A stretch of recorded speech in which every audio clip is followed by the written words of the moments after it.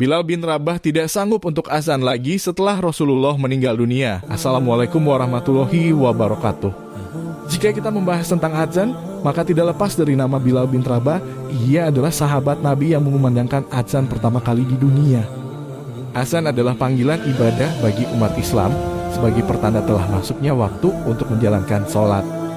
Pada masa Rasulullah, Bilal bin Rabah merupakan seorang muazzin pertama yang mengumandangkan azan.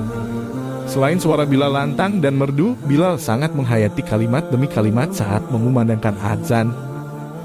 Ia juga disiplin dan keberanian yang tinggi. Hal tersebut menjadi alasan Bilal sebagai muazzin pertama.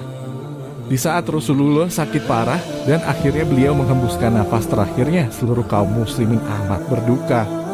Bahkan Umar bin Khattab sempat mengingkari kepergian Rasulullah untuk selamanya.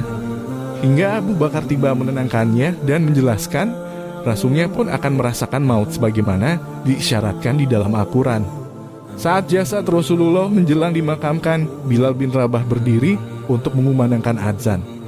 Tiba di lafaz Asyhadu anna Muhammadar Rasulullah, aku bersaksi bahwa Muhammad adalah utusan Allah. Suaranya terbata-bata. Kesedihan menguasai dirinya. Segenap kaum muslim pun menangis, mereka menyadari sosok mulia yang teramat dicintai itu telah meninggal dunia. Siapapun muslim yang mendengarkannya juga akan turut terbawa suasana duka. Terkenang lagi bagaimana ketika Rasulullah masih hidup di tengah kaum muslimin. Sedemikian sedihnya Bilal akan kehilangan Rasulullah, sampai-sampai dia sempat meminta izin kepada khalifah agar boleh pergi dari Madinah, sebab kenangan-kenangan akan tetap menghantuinya. Setelah wafatnya Rasulullah, Bilal tidak pernah lagi mengumandangkan azan karena ia sangat sedih dan harus menahan sakitnya kerinduan kepada Rasulullah. Ia pun pindah ke Syam karena terlalu banyak kenangan bersama Rasulullah di kota Mekah dan Madinah. Ketika berada di Syam, suatu hari Bilal bermimpi Rasulullah. Beliau berkata kepada Bilal, "Wahai Bilal, mengapa kamu tega meninggalkan aku ke Syam? Apakah kamu sudah tidak mau berziarah kepadaku?" Bilal pun terbangun dari mimpinya. Ia segera bergegas menyiapkan barang-barangnya dan berangkat berziarah ke makam Rasulullah. Ketika sampai ke makam Nabi, Bilal langsung menangis karena ingatannya kepada Rasulullah terulang kembali. Selesai berziarah, Bilal mendatangi cucu Rasulullah, yakni Hasan dan Husain. Melihat kedatangan Bilal, Hasan dan Husain meminta Bilal azan kembali karena mereka telah lama rindu terhadap azan Bilal. Ia tidak bisa menolak karena ini merupakan permintaan cucu dari Rasulullah.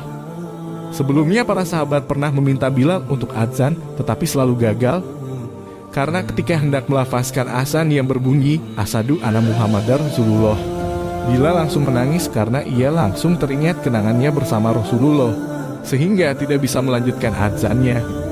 Tapi kini ia diminta kembali untuk mengumandangkan azan, yang mana permintaan ini langsung dari lisan cucu Rasulullah yang tak bisa menolak. Bilal pun mencoba kembali mengumandangkan.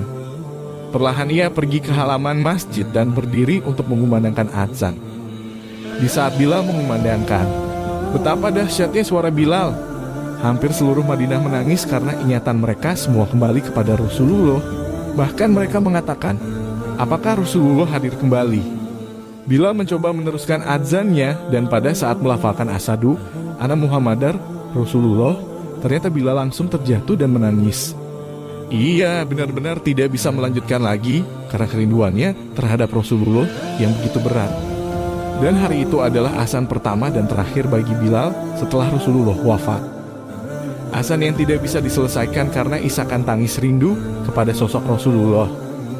Begitulah kisah Bilal bin Rabah yang sangat mencintai Rasulullah. Semoga kita dapat hikmah dari kisah ini, dan semoga kita selalu merindukan Rasulullah sebagaimana rindunya Bilal bin Rabah kepada Rasulullah.